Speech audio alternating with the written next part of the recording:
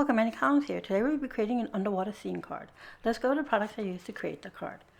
The treasure chest, the teeny ocean icon, the fish school, the fan coral, and the frilly seaweed. And then from Lawn Fawn we're going to bring in the Ahoy Matey, and we're only using it for the sentiment, which is your treasure. We'll be using VersaFine, Clair, and Nocturne. Memento ink I used to stamp our treasure chest, some Copics, a few Memento drops, and of course I'll have them all listed below for you. Some barely art glue to adhere everything together, some embellishment, and here are the treasure chest and the oyster already stamped and colored and cut. I fussy cut those up. And our sentiment is on our acrylic block. So we're going to have a 110-pound card base there, and that's 4 1/4 by 5 1/2. Layering cardstock to 65-pound weight in navy. Some Bristol smooth cardstock, masking paper, which I've cut a circle out of, and a double fishtail banner sentiment strip for our sentiment. We're also going to bring in some distressed oxide in the following colors: Tumbled glass, Salvaged patina, Mermaid lagoon, and vintage photo.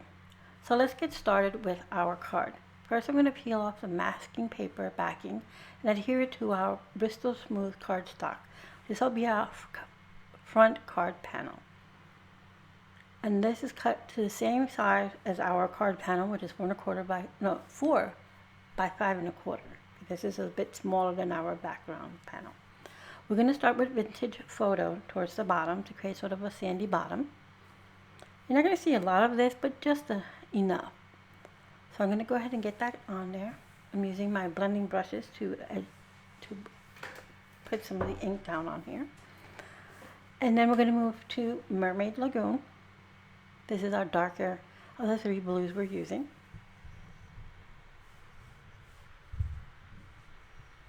And just going to go ahead and move it back and forth and blend between colors so that we have a nice even blend. Then we'll move into Salvaged patina.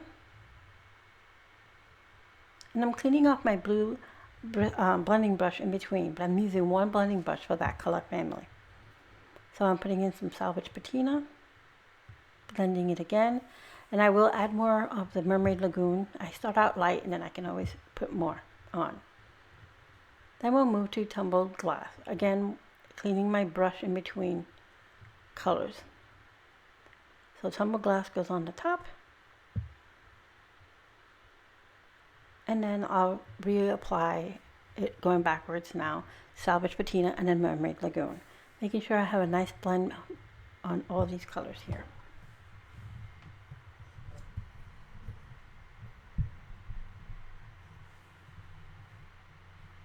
And then here's some Mermaid Lagoon. And then I'll just hit it one more time with the vintage photo bottom. I don't even think I re-ink it. I just go ahead and use it. So now I'm going to sprinkle a little bit of water just to give it some little texture and dimension to oxide our,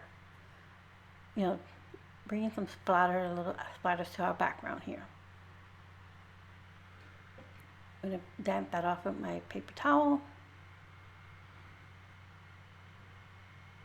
And I'm going to go ahead and start stamping our background. And for that we'll bring in the VersaFine Clair Nocturne. Now we're leaving our masking paper on here while we stamp our next images. So I'm going to get my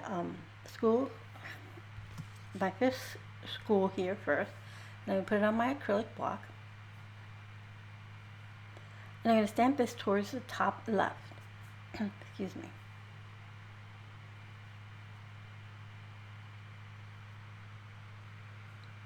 I'm just removing all my stamps that I need off their backing. Alright, so I'm inking it up. I'm not inking all of it up because there's no need for it. We're only going to have a little portion of it showing. I'm going to go ahead and press it down, give it a minute to absorb into the ink. Get my next stamp out and ready. I'm switching my stamps here. And I'm going for the larger of the 2 Frilly Seaweed. I'm going to go ahead and stamp that also to the left here.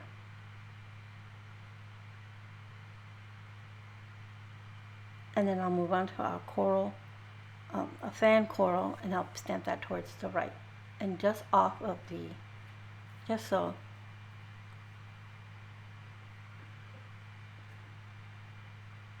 And get that up and give it a nice firm press down. And even with that, I don't get a great impression, so I line it back up and stamp again. I'm also going to get my sentiment strip ready. Here you go, I line it back up, press it really well there, and there we have it. So I'm going to set this to the side to dry for a few minutes because VersaFine Clair takes a moment to dry. And then I'm going to bring down my sentiment strip, here it is. And I was going to put double-sided adhesive on it at first to hold it down, but I opted to use some washi tape on the corners. I'm going to get my sentiment, and then the URA, there we go, I can speak. URA will be stamped in the Nocturne ink. And then Treasure, I'm going to use the Mermaid Lagoon to stamp with it. So we have a nice pop of that blue towards the bottom. Get that on there. And now I'm going to remove the washi tape, and I'm going to heat set this. Like I said, VersaFine Clair stays wet for a little bit longer, and I want it to set. But before I heat set my card panel, I'm going to remove the masking. And now you can see it's now a nice circle as a focal point on our card. I'm going to use my heat tool here to heat set the inks so we can continue with our card. Now we're going to bring in our card base and our layering cardstock. We're going to adhere the card panel to the layering cardstock with a little bit of Barely Art glue. Now that card panel, layering cardstock panel is cut to 4 1/4 by 5 1/2, so it's the same size as our card base. Making sure it's all there, and even with heat setting it, I still had a little extra there that came off of the Nocturne ink. I'm going to adhere our card panel to our card base. And then we're going to bring in our treasure chest and oyster here. And I already put some foam tape, some foam tape to the back of our treasure chest.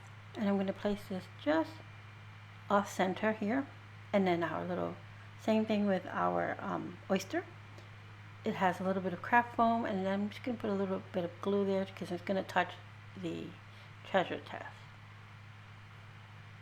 And now our sentiment will go beneath that, and it will also be using some low profile foam tape to adhere that to the card.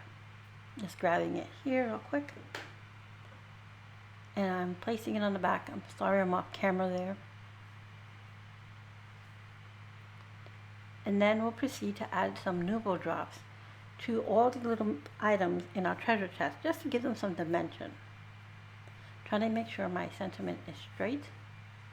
Once I get it as straight as possible, it's time to bring in the Nuvo drops to add it to all that little treasure right there. So I'm going to be using a variety of Nuvo drops. I start out with Berry Red, and then I have Simply White, Wisteria, Purple, Pale Gold, Copper Penny, and in the jewels we have Key Lime. So the Simply White I use on my pearl, and then the rest I use on all the different treasures that you see in the treasure chest. To make this easy for myself, I use the Copic markers to color it in, so I don't have to fill it all the way with the dewdrops. And it adds a nice, simple dimension to those jewels there, once it's all dry. We're finishing it off with the Key Lime there.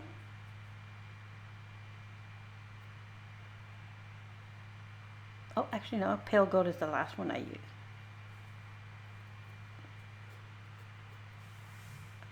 And I even do the little cup just to give it a little shimmer. There's like a little golden cup in there. Now for our finishing touches, we're going to add some little sequins to the sentiment and around our focal point. So I bring in some Barely Art glue, and I put little droplets of glue throughout the card, and then I'll adhere the sequins to that. I've got some glitter ones and some cupped ones in shades of blue and green. The green we're picking up from the Salvaged Patina, which has like a soft greeny blue to it. And this is a quick and simple card. There's some basic ink blending and stamping. And there's a nice close-up of the card. Again, let's go with some of the products I use. I use some Nuvo drops, some VersaFine Clair, some distressed oxides, and a variety of stamps from Fairy Hugs that is available at Fairy Stampers store. Like always, I'll have everything listed in the description box below with links for you to find everything. Thank you for being here, and I hope you found some inspiration.